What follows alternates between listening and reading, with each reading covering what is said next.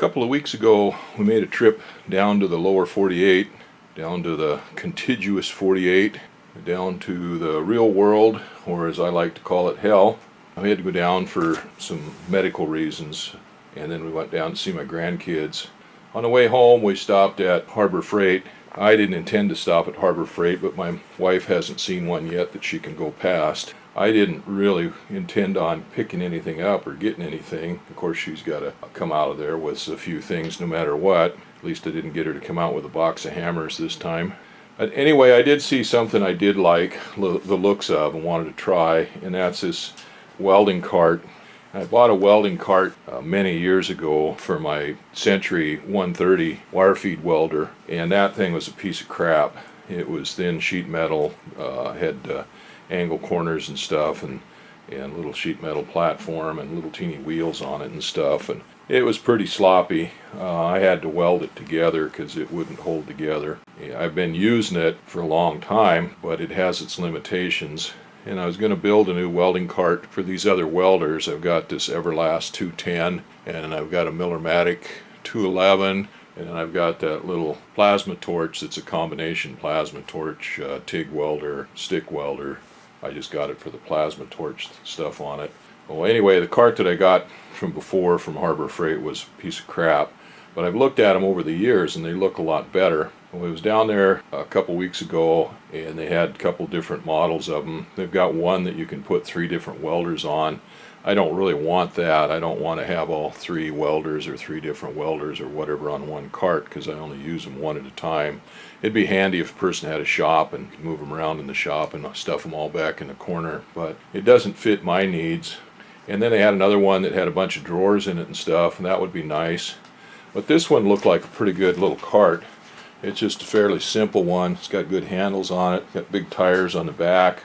So I bought one of those, and I just finished putting it together, and I'm pretty impressed with it. It went together pretty good. Come in a little kit, all in a flat pack. It bolted all together.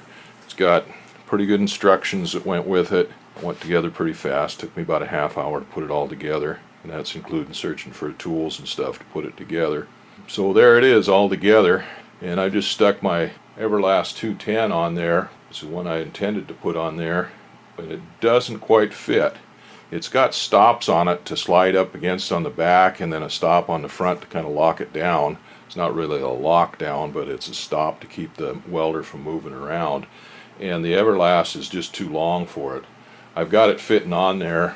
I've got it sticking back so that the feet on the back of the welder are past the stops on the back, and the handle goes right back against this bar back here.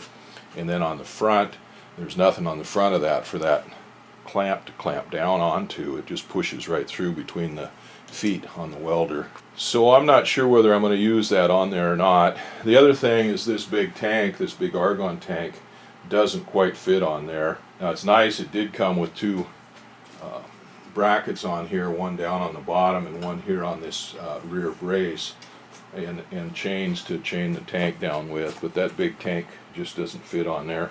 It also came, all of the hardware came in a little box, so it wasn't in a typical plastic bag, loose assortment. It was still loose in the box here, but it came in a nice little box. And there's a little tool holder right here, a toolbox holder, and that little box fits right in there. And this is not a bad little box. Put torch tips and stuff like that in it. It'll work pretty good for that. A little oily right now from the oil off this hardware, but it works. I was put together with some M6 bolts, different lengths, and they've got nut zerts or rivet nuts or something like that in there that the bolts go into. So it's just a matter of sticking the bolts in and tighten them up. And they've got flat washers and then a lock washer. They call them a ring washer or something like that, but it's like a spring steel ring rolled into a washer for the M6 bolts. The only thing that I would change on that is these bolts. I would put countersink where these bolts go through these plates here on the bottom. Punch a countersink in there and use a flat head screw in there instead of a cap head screw or bolt, so that they didn't stick up and catch on things. And then use instead of using the lock washers and stuff, use some kind of a locking nut on there. And the only other thing is the instructions are pretty good, but they say use bolt number 28, and so you got to go back here to the instructions or the parts list and see which one bolt 28 is. So if they just list the bolt number in here instead of number 28 on that in these parts where they needed them, that would be a help too. Other than that, it's pretty good. So this is a Vulcan welding table, part number 56191, and I recommend that.